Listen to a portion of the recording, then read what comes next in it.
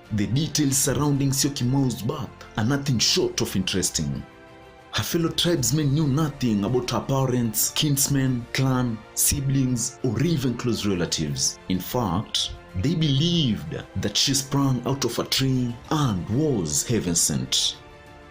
At a young age, 𝗖𝗛𝗑𝗧 was attacked by a benevolent spirit, explaining where her prophetic and healing abilities came from. Her ability to see the future came in handy when neighboring communities who were mainly the Maasai and the Agikuyu were planning to attack the 𝗣𝗪𝗪. This always gave the 𝗣𝗪𝗪 warriors sufficient time to prepare for the imminent attack. In regards to her healing abilities, whenever someone sick was planning on visiting her, a spirit would usually visit 𝗖𝗛𝗑𝗪 in her dream, show her the person who was going to visit, then guide her to a tree she can use to heal whatever the visitor was ailing from. Even the leader of the 𝗣𝗪𝗪 at the time would usually go to 𝗖𝗛𝗪𝗪 for counsel whenever he was facing challenges ruling. Today, 𝗖𝗛𝗪𝗪 is mainly remembered for her 3 prophecies regarding the coming of the white man, the construction of the Kenya-Uganda railway, and the destruction of the 𝗣𝗪𝗪 culture. All these prophecies came true after her death. If you'd like to learn about the prophecies in more detail, then check out the video I created a while ago on the legend of 𝗖𝗛𝗪𝗪. I'll leave its link in the description section below. Anyway, now let's look at the death of 𝗖𝗛𝗪𝗪. Just like her life and death, 𝗖𝗛𝗪𝗪's death was riddled with unexplainable occurrences. But for the 𝗣𝗪𝗪 people, this just confirmed beyond a reasonable doubt that 𝗖𝗛𝗪𝗪 was not an ordinary lady. One morning, the villagers of Machakos woke up to shocking news that 𝗖𝗛𝗪𝗪 had died. Most of the villagers were afraid that their main protector was no more, but others were wondering why she didn't prophesy about her own death to give the villagers time to adjust.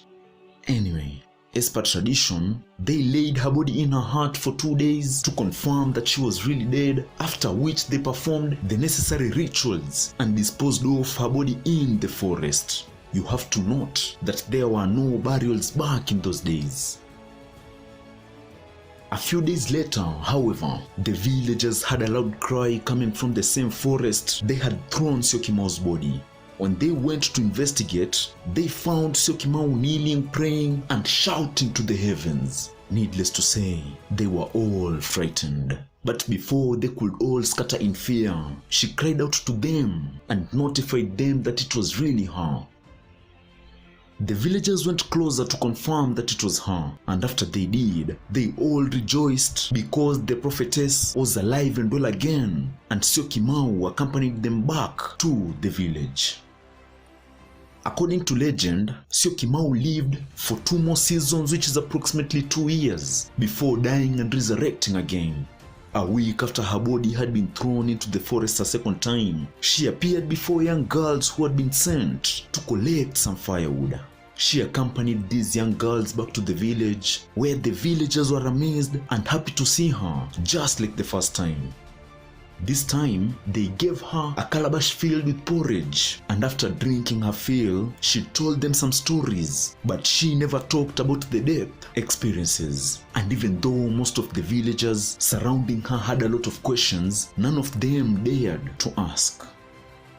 In the evening, 𝗖𝗛𝗪𝗪 thanked and wished all the villagers well before leaving for a hut to get some sleep. They found her dead a 3rd time the following morning, but for good this time. And unlike the other 2 times, this time she had died facing upward and with her mouth wide open. The 𝗣𝗪𝗪 believed that this meant her soul had left her while she was speaking to the ancestors. Also born in the 18th century, Shege wa Kibiru, also known as Mogo wa Kibiru, is without a doubt one of the most renowned prophets and medicine men across Kenya. This gentleman is best known for his accurate prophecies regarding the coming of the white man. Actually, as you may have noticed in today's video, most prophets in African communities are remembered for prophesying the invention of Europeans, which arguably marked the darkest and bloodiest period in the history of all African communities. Now, let's look at Mogo wa Kibiru's interesting origin and childhood. Once upon a time, there lived a hunter in Murang'a named Kibiru. Every morning, Kibiru would go into the forest to inspect his traps and see if he had caught anything. According to legend, his favorite animals to catch included stray goats and wild pigs. One morning while checking out his traps, 𝗣𝗣𝗢 found that he had caught nothing. But as he was checking his last trap, he found a young boy seated under a nearby tree. It was both weird and dangerous for a child to be in that part of the forest at that time and without the supervision of an adult. So, naturally, 𝗣𝗣𝗢 asked the boy what his name was, what he was doing there, and where he was coming from. But all the boy uttered is, "I come from 𝗣𝗍."